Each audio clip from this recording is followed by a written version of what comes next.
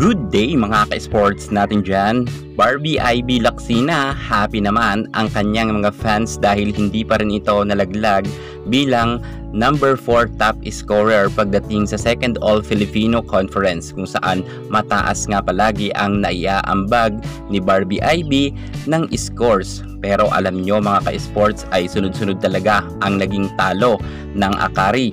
Inalat man sila pero alam nyo ba na si Ivy Lacsina ay nababash nga ngayon ng mga netizen kahit sabihin natin na sobrang dami niyang naiaambag na scores, pero ang feeling ng kanyang mga kritiko, si Ivy Lacsina daw ay maalat pagdating dito sa Akari at tinagurian pa nga siya ngayon na error queen daw ayon nga yan sa kanyang mga kritiko.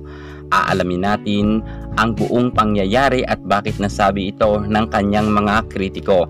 Ivy Lacsina, sa kanilang sunod-sunod na pagkatalo ay hindi raw sila susuko. May game plan nga ang ating Akari Chargers na di umano ay babawi sila sa kanilang next games. Ano-ano kaya ang saloobin ni Ivy Lacsina sa kanyang mga kritiko at paano niya maihahandle na maipanalo ang kanyang team sa susunod na kanilang makakalaban dahil malakas ang makakalaban nila. Alamin natin ang game plan nila Ivy Lacsina, pero bago ang lahat, subscribe ka muna. Click ang ating notification bell para lagi kang updated sa lahat ng issues sa volleyball. Susunod na.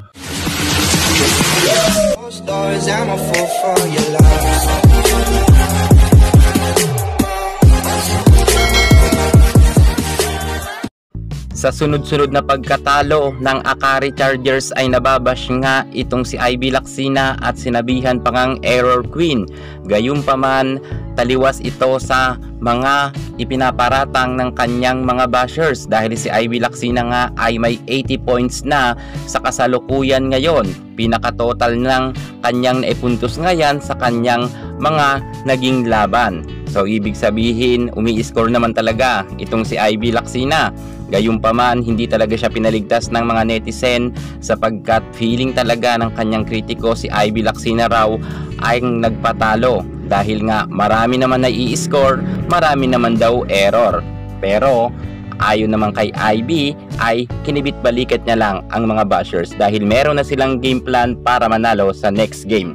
Ayon nga kay Ivy Lacsina, nang in-interview siya, kaya raw sila natalo dahil ang kanilang mga nakakalaban raw kasi ay malalakas na team at mga veterana na, kung kaya raw sila natalo.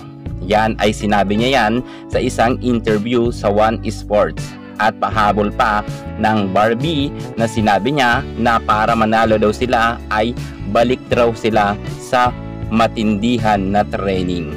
Dahil alam naman natin na ito ay sa Japan pa nag-training ang kanilang team, kung kaya aasahan talaga natin na papalag sila sa kanilang susunod na makakalaban. At sabi nga ni Ivy, hindi raw sila titigil dahil malayo pa naman daw ang conference at marami pa raw silang mga makakalaban, kung kaya may chance pa raw sila para maipanalo nila ang kanilang mga susunod na laban. Sapagkat hindi na malingid sa kaalaman natin, ang conference ngayon ay sobrang haba, halos kalahating taon nga ito.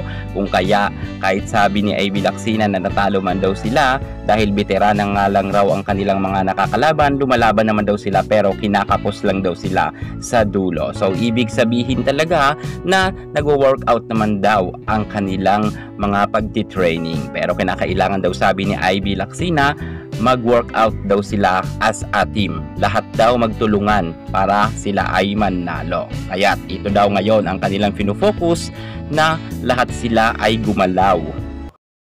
Well, mukhang tama naman si Ivy Lacsina. Lumalaban naman sila sa first set at second set. Ngunit pagdating nga sa third set, doon na nga bumibigay ang kanilang team. Kinakailangan talaga na patatagin nila ang kanilang loob, lalo't mga malalakas pa nga ang kanilang makakalaban. Makalusot naman kaya sila sa kanilang next game sapagkat malalakas pa nga ang mga makakalaban ng team ni Ivy Lacsina. Well, yan ang nga papakabangan natin kay Ivy Lacsina, ang kanilang puspusan na pagtitraining para nga malusutan nila ang Cherry Tigo, PLDT at ang lahat ng mga makakalaban pa nga nila. Pero sure tayo na babawi raw sila dahil yan ang sabi ni Ivy Lacsina, balik nga raw sila sa matindihang pagtitraining. Good luck na lang sa Akari Chargers. I hope na manalo nga sila sa kanilang susunod na games. Yan muna ang pinaka-latest natin sa mundo ng volleyball. Thank you so much. God bless.